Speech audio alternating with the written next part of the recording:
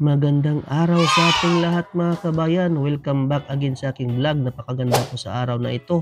Tingnan nyo naman po yung araw, ang sikat ng araw, ang daloy ng trapiko at ang buong paligid. Nandito po tayo sa may bandang Ramania at iikot po tayo, mag-U-turn tayo at pupunta po tayo ng Saco World.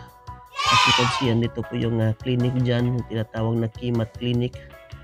At dito naman po yung sa unahan yung Cornish. At may tinatayo po ditong doon na mall, magandang mall po yan, pasyalan ng mga turista dahil dito po gaganapin yung Asian Cup 2027 Nice! sa Saudi Arabia, Alcobar. A few inches later. After sa biyahe at sa wakas, nandito na po ako sa may second floor ng Saco World at dito po ako sa may Bola Station. Ayan, spalding po yung hinahawakan ko. At sa kabilang dako ay makikita niyo po yung pang-exercise natin at may treadmill doon. At dito naman sa video na to, yan yung ring with board sa halagang 1,695 Saudi Riyals. Magkakaroon ka na niyan, pero hindi tayo bibili yan kasi wala tayong pera na ganyan. So dito tayo sa may kabila, ikot-ikot tayo. Yan, sa mahilig mag-exercise, may bicycle po na pang-exercise po dito mga kabayan. Ganyan lang yan. Ayan po. 6.5 hours later.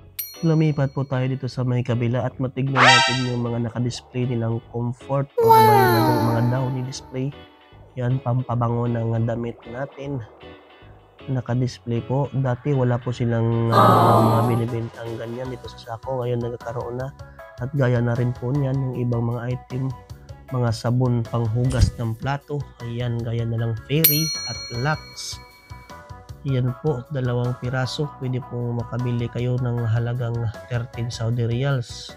May promotion po pala sila dito ngayon dahil Ramadan sale ngayon. Ayan po, nakadisplay lahat po niyan, may discount. Yung gaya ng sabon na Omo, 17 Riyals lang sa halagang sa 5 kg, 17 Riyals na lang yun. So sa unahan din po meron din, pero yung Tide wala pong sale, yung ano lang yung naka-sale doon. Ito naman po sa kabila. Along the way naman po dito mga kabayan yung BBLS para sa mga babae. Yun. Kung gusto nyo or mahilig kayo magplansa ng buhok, pwede po yan. May blower din yan sa buhok. Yan, nakahilira po yung mga item para sa mga babae na mahilig magpapaganda ng buhok. A few minutes later. Dito naman po tayo sa may kabilang area. Gaya na lang po ng mga display dyan. Naka-display po yung mga sofa. Wow. Sa living area po to. Yung gusto nyong yan mga kabayan. Flex ko lang yung mukha ko dito guys. Medyo mataba na po tayo. At kadami yung kain kanina. So dito po tayo sa looban. Yan. May panggatong din sila. Dito may lutuan din. Yan pang-ihaw ng mga mahilig mag-ihaw dyan. Yan mga panggatong. Sa unahan naman po dito yung naka-display. Ano ba ito? Hindi ko alam yan. Pero pang part ng panglutuan din yan. Yan po yung mga pang-ihaw natin mga kabayan. Naka-display po lahat yung mga klaseng-klaseng pag-ihaw. So dito naman po tayo sa may kabilang dako. At may mga upuan. Mga table. At dito naman po, ihawan din po to pero ibang klaseng ihawan yan. Dito naman po yung table at upuan.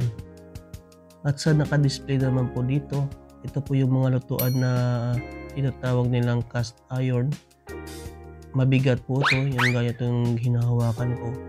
Mabigat po yan, pangluto ng prito ba yun or ano pa yung gusto nyong lutuin dyan. Mabigat. Kaya mahal po siya, may halagang 139 Saudi Riyals po.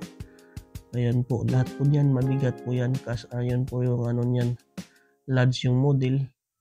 At sa bagay, magagamit nyo din naman po to sa kitchen at pag matagalan po yung ano nito, pagsilbi sa iyo. Sa pagdamay ng pagluluto mo. Ayan, pwede yung gamitin yan guys. So dito tayo sa unahan naman guys, kita natin ng mga area dito. Yan, gaya na lang yan. May mga display din po sila dito na mga sofa yan. Upuan din. Ang ano to, outdoor furnitures yan. Mga mahilig tumambay sa labas, yan po yung ginagamit nila. Ito naman sa pangkusina, kitchen, yan o. Pwede yan. Tambayan, yan o. Sa unahan din, meron o, napakaganda naman o. Kaso wala tayo, hindi tayo pwede bumili ng ganyan. Dito lang tayo sa unahan, tingin-tingin. Napakaganda po ng mga furnitures nila. Yan.